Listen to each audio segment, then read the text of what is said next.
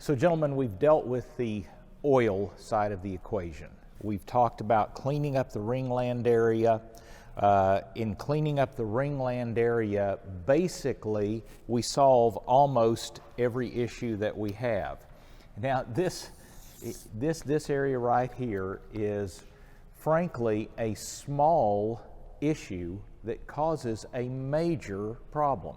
So here is the simple statement I'm going to make to you. If we can keep the ringland area clean, we're going to keep the gasoline up here, and we're going to keep the engine oil down here. And Chris, breaking news, if we do that, the engine is going to last a whole lot longer. Make sense? We're so confident of that doing this three-part service gets our maximum coverage, up to $6,000 engine coverage for life. That's how strongly we feel about keeping the ringland area clean, not just on your Ford EcoBoost engines, not just on gasoline direct, but on all engines. Obviously the gasoline direct injection with a fuel management system on it, those systems are even less tolerant of issues than older engines are, but that's how strongly we feel. By keeping that clean, we've got your back for life, as long as they do this service every 10,000 miles. Let's talk about now the other third of the equation. We've talked about cleaning it up in the engine. We've talked about keeping it clean in the engine. Let's talk about the fuel system. Because in older engines, across the intake valve, we had gasoline washing across the intake valve. So we had gasoline deposits up here. Now, with direct injection, we have the gasoline squirting directly into the combustion chamber. So let's focus on the gasoline side of the equation, the injector and the combustion chamber.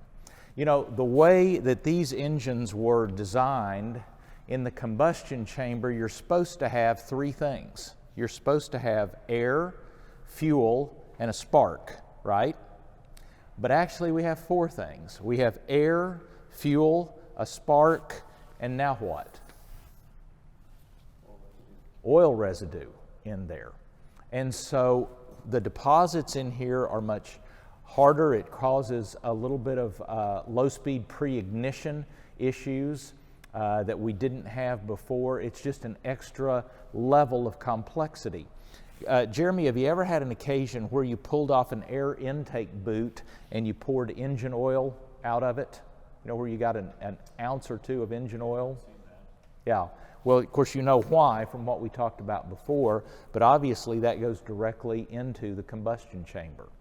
So let's just see if we can take a look at what's going on the gasoline side of the equation. There was a day when I was a kid that everything was regular gasoline, meaning it had no ethanol in it. For the last 20 years or so here in the Heartland, we've dealt with a lot of ethanol, E10, specifically 10% ethanol. That is now morphing, pardon me, that's morphing into E15. Some of the issues we've had with ethanol, well, those are just going to be worse as that percentage of ethanol goes up in gasoline. So I've got some E10 gasoline. We'll put this into our test tube here. I'm going to put in a couple of drops of sulfuric acid. This would be pure H2SO4. We're just simply going to oxidize this gasoline, just creating a little bit of all-American gum and varnish. So do you see how already that gasoline has changed color just a little bit? Can you see that up against my blue shirt? And you'll notice how the liquid gasoline is turning into a solid, a gummy varnishy.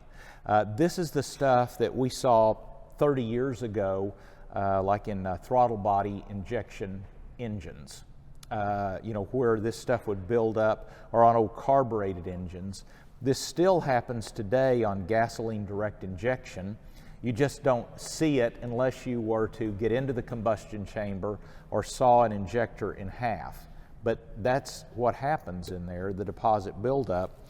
Then after the fuel oxidizes, then it begins a polymerization process and a carbonation process So literally, this goes not just from a liquid to a solid, it becomes diamond hard. You know, a lot of times on intake valves or injectors, you see hard black deposits. Well, first the gasoline oxidized, then it polymerized, then when we added a little heat to the equation, it started to carbonize. Right when you shut an engine off, Chris, right when you shut the engine off, what happens to engine temperature? Well, before it drops, though, when you stop the flow of air, when you stop the flow of coolant, right at the time you shut it off, it increases. Yeah, and then we're going to go into but we get a rapid increase and then kind of a slow decrease in temperature. So that heat soak, when that temperature rises, that's when we have combustion gases swirling up here. We have unburned hydrocarbons, meaning unburned gasoline, swirling up here. Does it make sense, Jeremy, as that temperature goes up, how that begins to bake on these surfaces up here? And that's the issue that we're dealing with. So to that, we add the all-new Platinum 44K. Platinum 44K goes in the fuel tank, so I'm going to put this in the tank, and because there is gasoline in there, I'm going to add gasoline to it.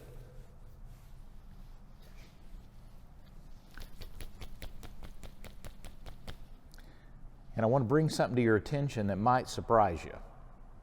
That test tube is not clean, because 44K is a detergent dispersant, meaning it does the cleaning, then it disperses into the fuel system so it can burn on harmlessly through, as opposed to kind of what we talked about with EPR, as opposed to knocking a chunk loose.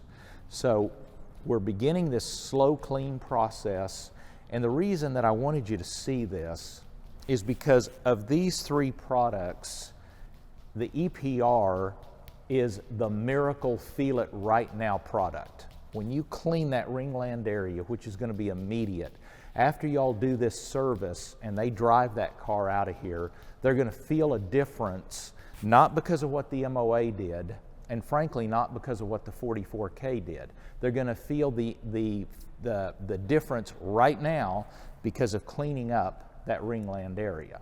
However, the 44K is working to get that system completely clean over that tank of fuel. 44K goes in the tank. It's designed to clean the injectors and combustion chambers on gasoline direct injection. On traditional port injection, it'll clean injectors, combustion chambers, and also intake valves, but not so much on a GDI system. But you see how we're beginning to get that clean. We've just about got it totally clean. Here's the thing that I want to show you though. When you look at that up against the light, do you see how there's not a little pocket of trash settled out in there? We've put it all back into suspension again. What I mean by that is, if we cleaned up the fuel tank and sent it to the fuel injectors, that's not going to be a good thing. If we clean up the injectors and throw it down in the combustion chamber, that's not a good thing. If we clean up the combustion chamber and trash the catalytic converter, you see what I mean? Just transferring the problem somewhere else doesn't help us. We've got to eliminate it, deal with it, hold it in suspension, and burn it on through the system. But if 44K will do what you've seen it do by way of cleaning up that fuel system, gentlemen, I think you can see how that's a must as part of this engine performance service, isn't it? In fact, in Oklahoma, we call this a maximum engine performance service because it cleans from the fuel tank up, it cleans from the crankcase up, and then stabilizes the fuel and stabilizes the oil. So we clean up all the deposits, and then we keep those deposits clean, and you do that through continual adding these three products with each oil change. And like I said before, that comes with our maximum coverage that we provide, which is up to $6,000 engine and fuel coverage as long as this service is done every 10,000 miles. Concerning the setup for this demo, if you have access to regular gasoline, this demo is going to work better, but many of you don't, and so an E10 will be fine.